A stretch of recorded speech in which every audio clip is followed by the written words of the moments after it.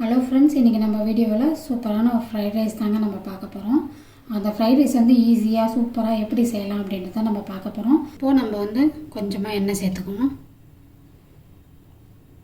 இப்போ நான் 3 முட்டையை வந்து உடச்சி ஊற்றி வச்சுருக்கேன்.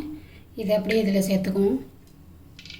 கூடவே மிளகுத்தூளும் சேர்த்துக்கலாம். நம்ம முட்டைக்கு தேவையான உப்பும் சேர்த்துக்கணும். முட்டையெல்லாம் நல்லா வந்து ஃப்ரை ஆகணும். நல்லா ஃப்ரை ஆகி வரட்டும்.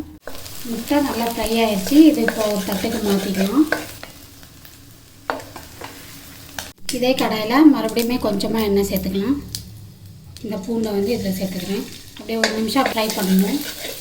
கொஞ்சமாக 1/4 டீஸ்பூன் அளவுக்கு இஞ்சி பூண்டு பேஸ்ட், அதிகமாக வேண்டாம். இதையுமே வந்து பார்த்திங்கன்னா ஒரு 2 நிமிஷத்துக்கு ஃப்ரை பண்ணிக்கலாம். இப்போ பெரிய வெங்காயம் இந்த சைஸில் கட் பண்ணி வச்சுருக்கேன். அதுவுமே இதில் சேர்த்துக்கணும். ரொம்ப வதங்கணும்னு அவசியம் இல்லை, ஓரளவு வதங்கினா போதும். ஒரு பச்சை மிளகாயை வந்து நறுக்கி வச்சுருக்கேன். அதுவுமே இது கூடயே சேர்த்துக்கணும். கேரட் வந்து பார்த்திங்கன்னா இந்த மாதிரி நீல வாக்கில் கட் பண்ணி வச்சுருக்கேன். அதுவுமே இதில் சேர்த்துக்கலாம்.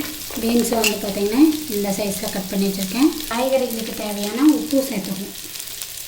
உப்பு வந்து பார்த்திங்கன்னா நம்ம எல்லாத்துலேயுமே சேர்க்குறோம், அதனால் பார்த்து சேர்த்துக்கலாம். முட்டைக்கோசமே வந்து பார்த்திங்கன்னா இந்த மாதிரி பொடிசாக நீல வாக்கில் கட் பண்ணி வச்சுருக்கோம். அதுவுமே இதில் சேர்த்துக்கலாம். குடமிளகாயில் ஒரு குடமிளகா பாதி குடமிளகாயை வந்து கட் பண்ணி வச்சுருக்கேன். அதுவுமே இதில் சேர்த்துக்கலாம். இது அப்படியே கொஞ்சம் நேரத்துக்கு ஃப்ரை பண்ணிடுங்க.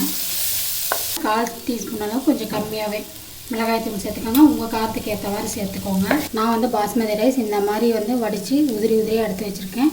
அது இது கூடவே சேர்த்துக்கணும்.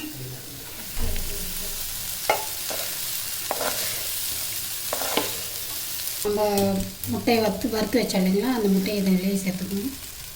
பொரிச்ச அந்த சிக்கனையுமே இதிலேயே சேர்த்துக்கலாம். மறுபடியும் பெப்பர் தூள் கொஞ்சமாக 1 டீஸ்பூன் அளவுக்கு பெப்பர் தூள் சேர்த்துக்கிறேன். சாதம் வந்து நல்லா உடையாமல் கலந்து எடுத்துக்கலாம். நம்ம வீட்டிலே செஞ்சு கொடுத்தா நம்ம வந்து தாராளமாக எல்லாருமே சாப்பிட்லாம். அந்தளவுக்கு டேஸ்ட்டும் வந்து பார்த்தா சூப்பராக இருக்கும். நமக்கு எந்த அளவுக்கு சிக்கன் வேணுமோ, குழந்தைங்க எந்த அளவுக்கு கேட்குறாங்களோ அந்த அளவுக்கு நம்ம போட்டு செய்யலாம். கடையிலலாம் வந்து பார்த்திங்கன்னா 4 பீஸ் தான் இருக்கும். நம்ம வீட்டில் செஞ்சோம்னா தாராளமாக செய்யலாம்.